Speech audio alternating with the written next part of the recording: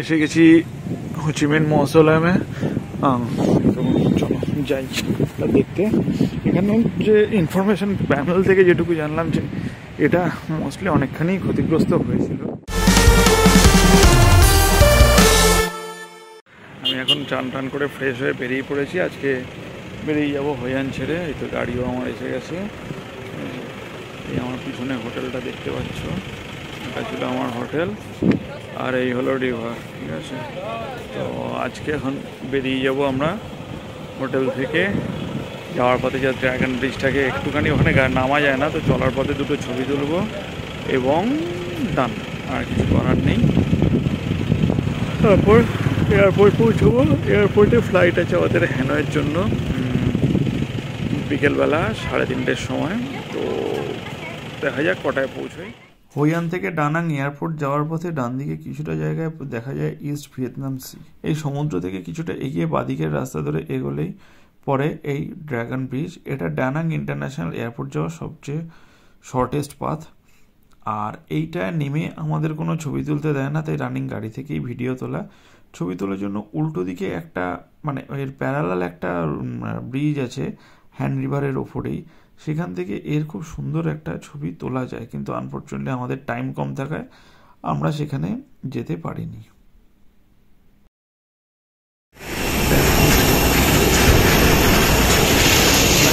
সেখানের জন্য যেতে লাগবে প্রায় 1.5 ঘন্টার মতো। Good evening everybody. আজকে আমরা পৌঁছে গেছি এবার হ্যানয়েতে।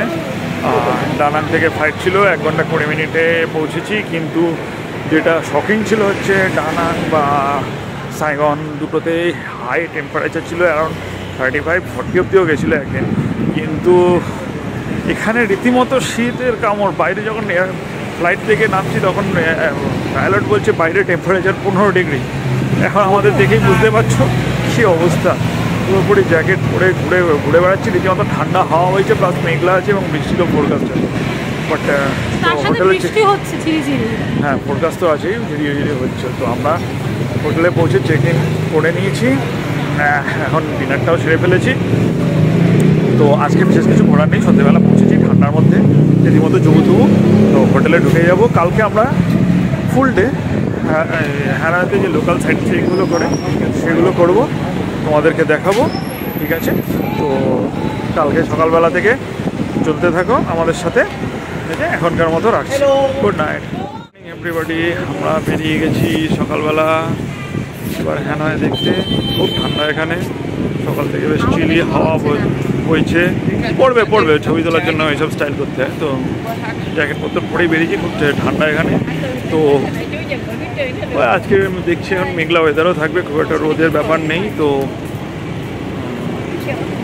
কী করলে, তো চলো আমরা প্রথম লোকেশন যাচ্ছি হচ্ছে হোচিমিন মৌসোলম। এটা আমাদের হোটেল থেকে অল্প একটুই দূর ছিল, অলমোস্ট 2 কিলোমিটারের মতো। তো কিন্তু 2 কিলোমিটার 5 জন তো হাঁটতে পারবো না, তো ক্যাব নিলাম। 60,000 ভিএনডি নিল। হ্যাঁ, তো মানে প্রায় 200 টাকা। তো এসে গেছি, চলো দেখা যাক ওটার মধ্যে কতখানি ছবি তোলা যায়। শিওর নয় ছবি কতটা তুলতে দেবে। ঠিক আছে, চলো।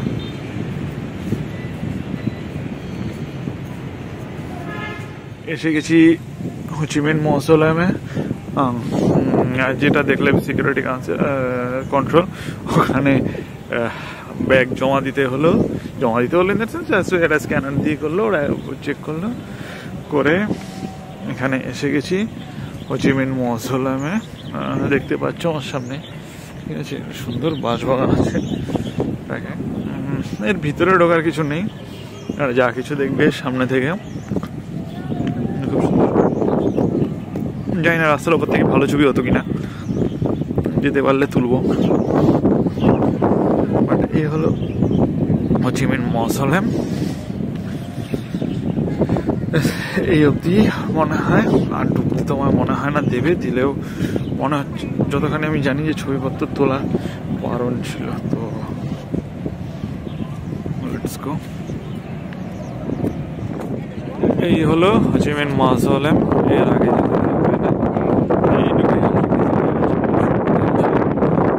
সিকিউরিটি গার্ড দরজা খুলে না, বা খুললেও কাদের দেখার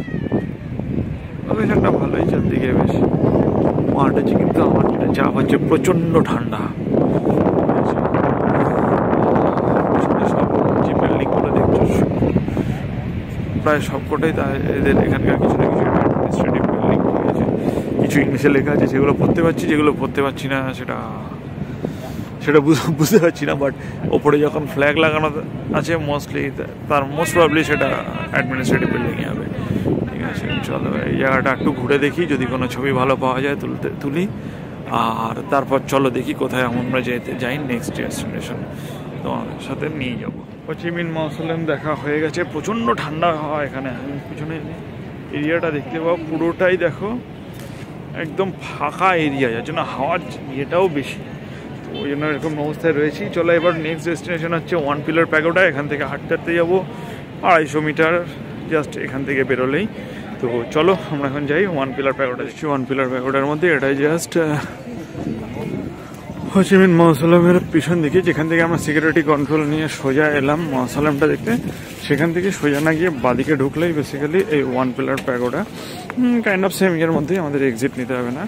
তো চলো আমি তোমাদের দেখাই। এটা একটা জলের মধ্যে, জাস্ট একটা পিলারের উপর প্যাগোডাটা আছে, আর কিছুই না। ঠিক আছে, ছোট্ট একটা প্যাগোডা যে দেখতেই পাচ্ছ সামনে। তো সেম প্রেমিসেসের মধ্যেই থাকে। এই যে পিছনে জলের মধ্যে এই প্যাগোডাটা দেখতে পাচ্ছ। এর মধ্যে একটাই পিলারের ওপর প্যাগোডাটা, এটা ওয়ান পিলার প্যাগোডা নামে পরিচিত। ঠিক আছে, তো একসাথে আমাদের দুটো পয়েন্ট কভার হয়ে গেল। এবার যাব হচ্ছে যে বড় বিল্ডিংটা দেখালাম ঢোকার সময় ওয়ান পিলার প্যাগোডায়, ডানাতে। এটা হচ্ছে হোচিমিন মিউজিয়াম। ঠিক আছে, এটাও সেম ওই যখন তুমি হোচিমিন মৌসুলেমে ঢুকবে তার বাদিকেই দেখতে হবে এত বড় মিউজিয়ামটা। এখানে সব হোচিমিনের পার্সোনাল জিনিসপত্র আছে এবং সাথে আরও অনেক কিছু থাকতে পারে। তো চলো এটাই যাওয়া যাক। আপাতত এটাতেও টিকিট লাগেনি এখন অবধি, যে 3টে স্পট দেখেছি কোনোটাতেই এটাতে টিকিট লাগেনি। ঠিক আছে, তো চলো যাওয়া যাক, দেখি কি কি আছে। এই মিউজিয়ামটা ফ্রাইডে আর মানডে বন্ধ থাকে। আনফর্চুনেটলি আজকে ফ্রাইডে, তো আমরা এটায় ঢুকতে পারবো না। তো আমাদের পরের ডেস্টিনেশনের দিকে চলো। ডেস্টিনেশন হচ্ছে ইম্পেরিয়াল সিটাডেল অফ থাংলং। এটা মিউজিয়াম থেকে প্রায় 1 কিলোমিটারের মতো ডিস্টেন্স।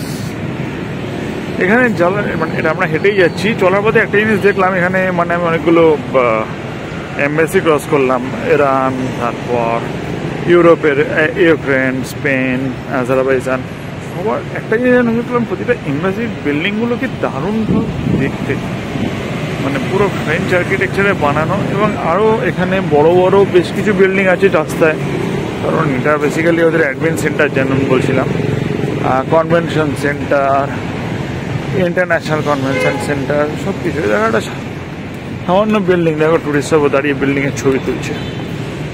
কি সুন্দর দেখতে বিল্ডিংটা।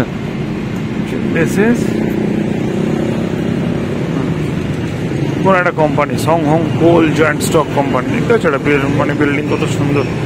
এই পাগল সর্বোচ্চ নাম লিখে বেড়াচ্ছে। ঠিক আছে, তো যাই হোক চলো বাজেবকে লাভ নেই। থাংলং ইম্পেরিয়াল সিটাডেল অফ থাংলং, সেখানে যাই। চলো কেমন দেখতে। থাংলং ইম্পেরিয়াল সিটাডেল অফ থাংলংয়ে, সিটাডেলটা আছে ওই দিকে, ওটা পড়ে যাবো। এখানে একটা টিকিট সাইট এবং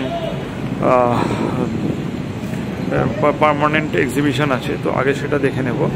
দেখে নিয়ে তারপর আমরা যাব অরিজিনাল সিটাডেলটা দেখতে। তো এখানে টিকেটিং ইয়েও আছে। বাবা বাহ,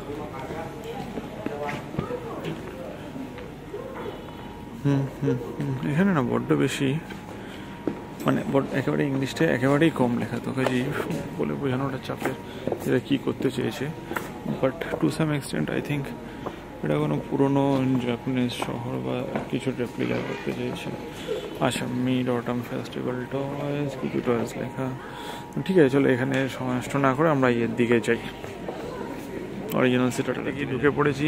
ইম্পেরিয়াল সিটাডেল অফ থাংলংয়ে দেখতে পাচ্ছ লেখা। Ticket price per head 30,000 VND, আমাদের ভাষায় 100 টাকা। আর এটা হচ্ছে এই হলো এই সিটাডেল, যেটা আমরা যাব এখন। এটা বেসিক্যালি 11th সেঞ্চুরিতে বানানো চাইনিজ রুলারদের থেকে। তো এটা ইনফ্যাক্ট যখন ভিয়েতনাম ওয়ার হয়েছে, এটা নর্থ ভিয়েতনামিজ গভর্নমেন্ট এটাকে ওদের হেড অফিস হিসাবে ইউজ করতো, মানে তো চলো এবার ওটার দিকে যাওয়া যাক। আমি রাস্তা ছেড়ে ঘাসে নেমে এসেছিলাম একটা ছবি তোলার জন্য, তো চলো যাই দেখতে। এখানে যে ইনফরমেশন প্যানেল থেকে যেটুকু জানলাম যে এটা মোস্টলি অনেকখানি ক্ষতিগ্রস্ত হয়েছিল, কারণ ভিয়েতনাম ওয়ারের সময়, তো তার অনেকটাই, বাট এই যে মেন প্যানেল এটা অনেকটাই ইনট্যাক্ট আছে। তো চলো ভিতরে যাই, দেখি কি আছে। এটা হচ্ছে ইম্পেরিয়াল সিটাডেলের সাউথ গেট। এটা বেসিক্যালি সিটাডেলের মানে অ্যাজ পার ইনফরমেশন প্যানেলস, যে এটা সিটাডেলের একটা বাইরের ব্লক আছে, একটা ভিতরের ব্লক আছে। ভিতরের ব্লকটাকে বলে ফরবিডেন সিটি, যেটা গেট হচ্ছে এটা। এর ভিতরেই মেন প্যালেসটা থাকে রাজাদের, ঠিক আছে। এটা সব ল্যান্টার্ন দিয়ে সাজানো। তো আমার পিছনে দেখতে পাচ্ছ ওটা হচ্ছে ফ্ল্যাগ টাওয়ার। এটা ঠিক তার পাশের ব্লকটাই হচ্ছে আমাদের টিকেটিং সেন্টার ছিল, ঠিক আছে। তো আরও ইনফরমেশন চাইলে আসবে তো বটেই, প্লাস এটা দেখে নাও, ঠিক আছে, পড়ে নাও, তাহলে বুঝতে পারবে। আমি আর ডিটেলস এত বলছি না, চলো ভিতরে যাওয়া যাক। এটা অলমোস্ট অনেকটাই ইনট্যাক্ট আছে, এবং দেখলে ইনফরমেশানে যে প্রায় 1400 শতকে তৈরি হয়েছে। তো বিশাল বড় এই এন্ট্রান্সটা। চলো ভিতরে যাই, দেখা যাক। এই সিটাডেলের সাউথ গেটটা দিয়ে ঢোকার পরই এখানে একটা কাছে ঢাকা এরিয়া আছে। এই দুটো সাইডে কোথাও যাওয়ার নেই, তারপর ব্লকে যেগুলো সাইড দিয়ে ঢোকার দরজাটাই। তো এইটা হচ্ছে বেসিক্যালি একটা এক্সকাভেশনে 99-এ বের করেছে যে এটা একটা পুরনো পাথ হয়ে, যেটা এই সাউথ গেট থেকে মেন প্যালেস অবধি কানেক্টেড ছিল বেনেথ দ্য কারেন্ট স্ট্রাকচার, মানে এখনকার এর নিচে। তো এইটুকু তুলে ওরা রেখে দিয়েছে দেখানোর জন্য। অ্যাজ পার ইনফরমেশন টেমপ্লেট এটা ভবিষ্যতে আরও ঘোরার প্ল্যান আছে, বাট আমার মনে হয় না, কারণ এটা অলরেডি 23 বছর হয়ে গেছে এবং এইটুকু ঘুরেই ওরা ছেড়ে দিয়েছে। এটাকে ওদের ভাষায় বলে লেমন ফ্লাওয়ার প্যাটার্ন, ঠিক আছে। তো এটা জাস্ট আমাদের দেখার জন্য রয়েছে, এবং সামনের এরিয়াটা ব্লকড। আমাদেরকে ডান দিকে দিয়ে ভিতরে যেতে হবে প্যালেসটা দেখতে। চলো এবার ডান দিকে কোনো এক্সকাভেশন থেকে সাইডে এসে সিঁড়ি আছে, সিঁড়ি দিয়ে এই যে সাউথ গেটটা আছে সেটার ওপরে ওঠা যায়। চলো ওপরে উঠি আপাতত।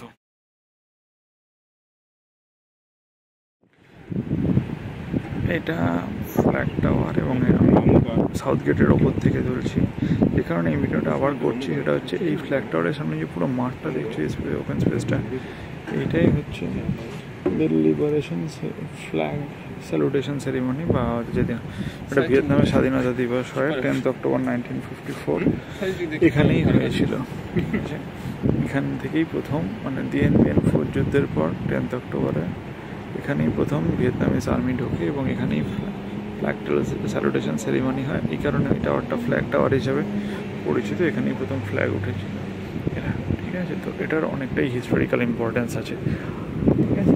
চলো আর কি আছে দেখাই এবার। আমি এখন এই ইয়ের সাউথ গেটের দোতলায় আছি। এটা হচ্ছে সিটাডেল প্যালেসটা।